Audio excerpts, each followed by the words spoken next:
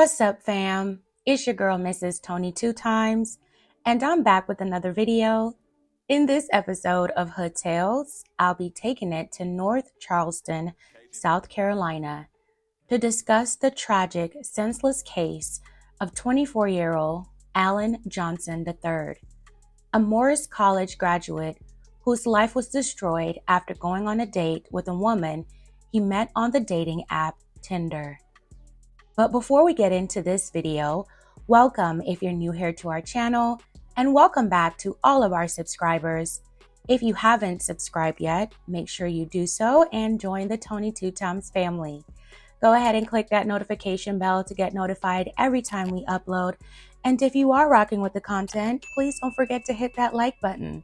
Feel free to share this video and make sure you watch until the end to hear my full commentary on this story. All right, let's jump right into it. Alan Johnson III was born in Newark, New Jersey on July 29, 1997. Alan had experienced a lot in life growing up. At the age of 15, while living in inner-city Irvington, New Jersey, Alan was removed from his home and placed in foster care. Alan and his two younger brothers were fortunate to be placed in a home with a loving foster family. Alan described the transition as tough and an adjustment, but he was grateful to have a good foster mother and her family who helped him. Eventually, the loving family would move Alan and his two brothers to Sumter, South Carolina, where Alan would thrive. After graduating high school, Alan would go on to attend Morris College, an HBCU in South Carolina.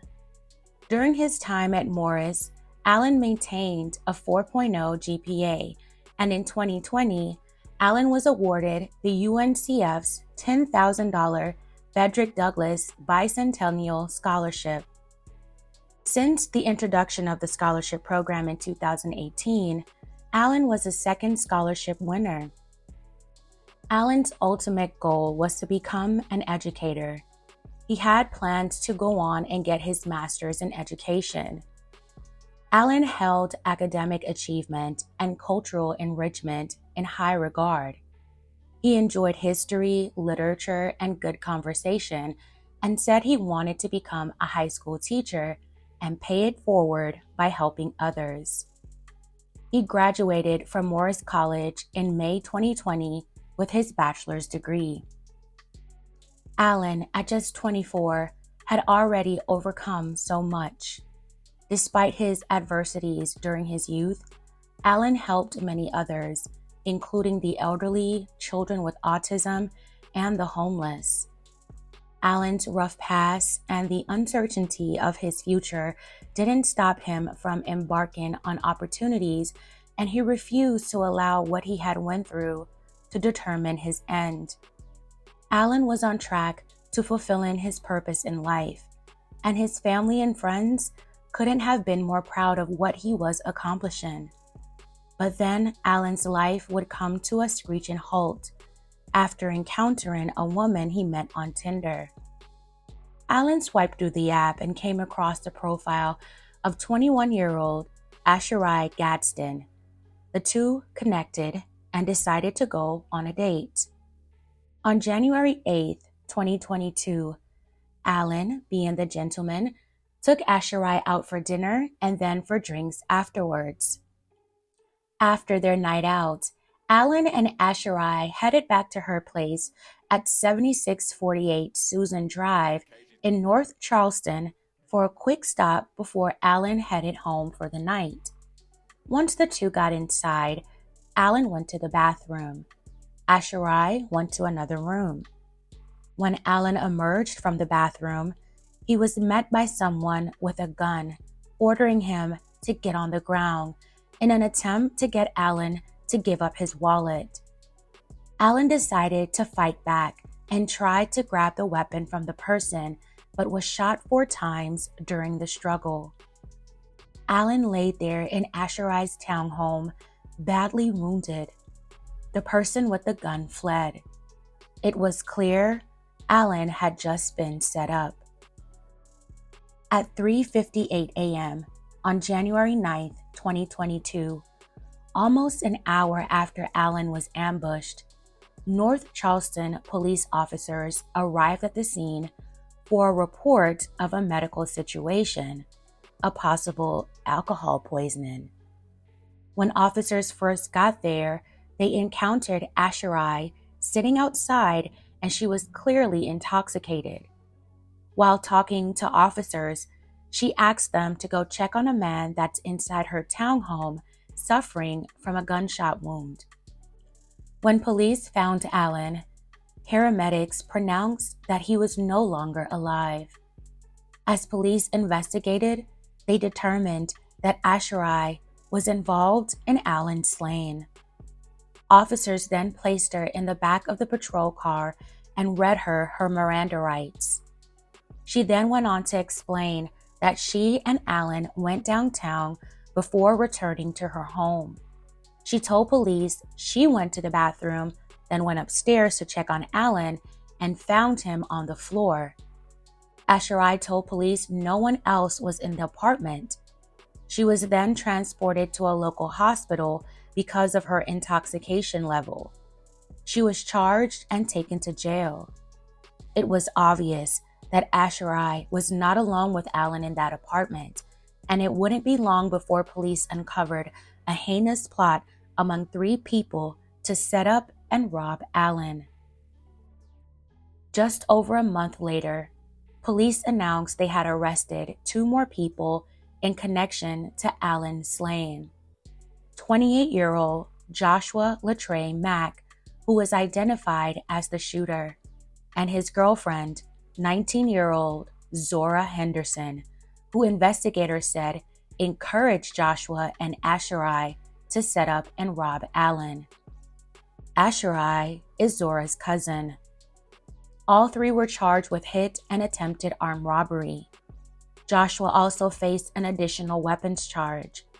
The investigation revealed that when Asherai met Allen on the dating app, they used the matchup as a ploy to get Allen in a vulnerable position. Officers examined Asherai's cell phone after she told them she met Allen on Tinder.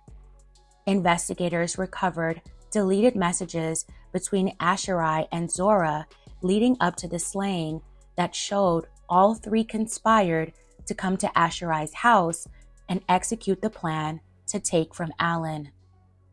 Just moments before witnesses told police they heard gunshots, Asherai sent a message to Zora saying the apartment door was unlocked. Asherai confessed to her role in the case and confirmed that Allen was the intended target all 3 of them discussed in the text messages. Asherai even called Zora before calling 911 after Allen was slain.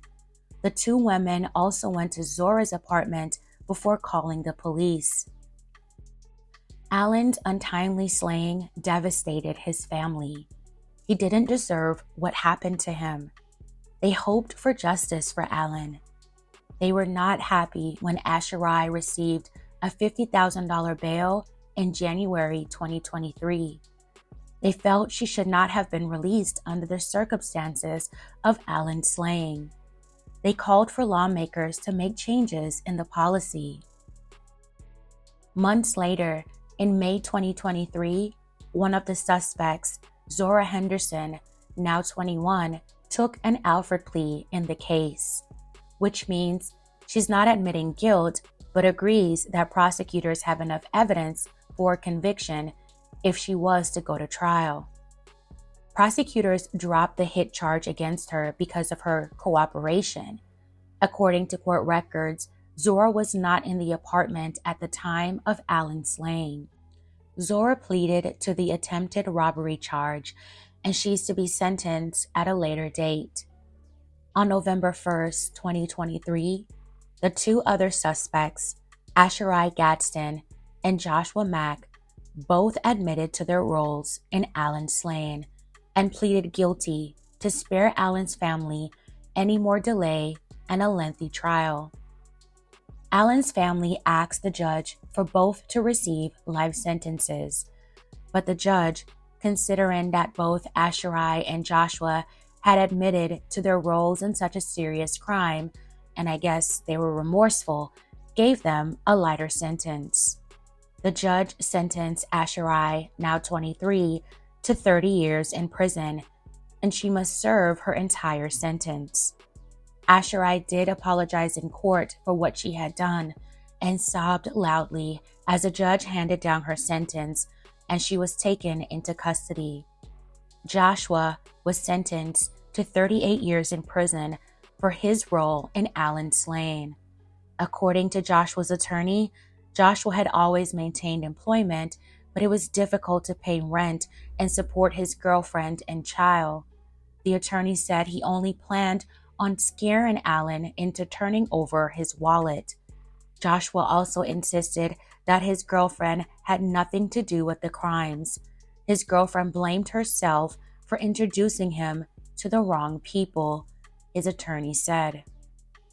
The judge hoped that Asherai and Joshua would learn from what they had done and one day be able to come back into society reformed. Alan's family, however, were not pleased with the sentences and felt as though they both deserved more time, but they accepted the outcome. May Alan Johnson III continue to rest in peace. My sincerest condolences to his family and loved ones. Alan was working and planning to attend grad school.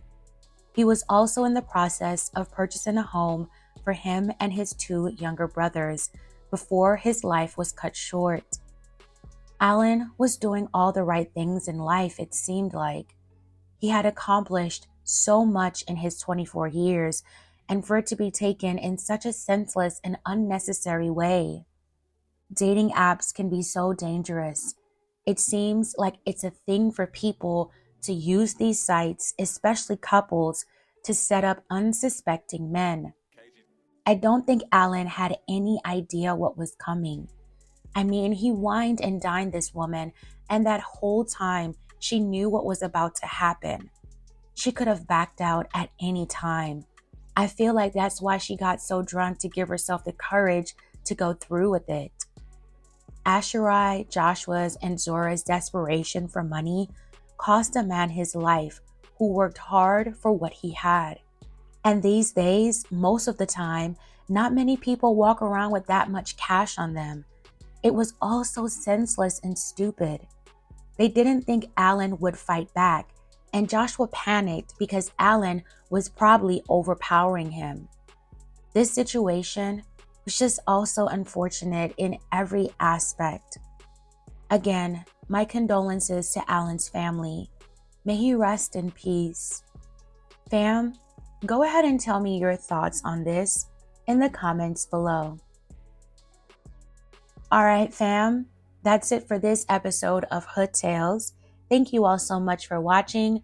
Please don't forget to like, share, and subscribe. This is your girl, Mrs. Tony 2 Times, and I'm out.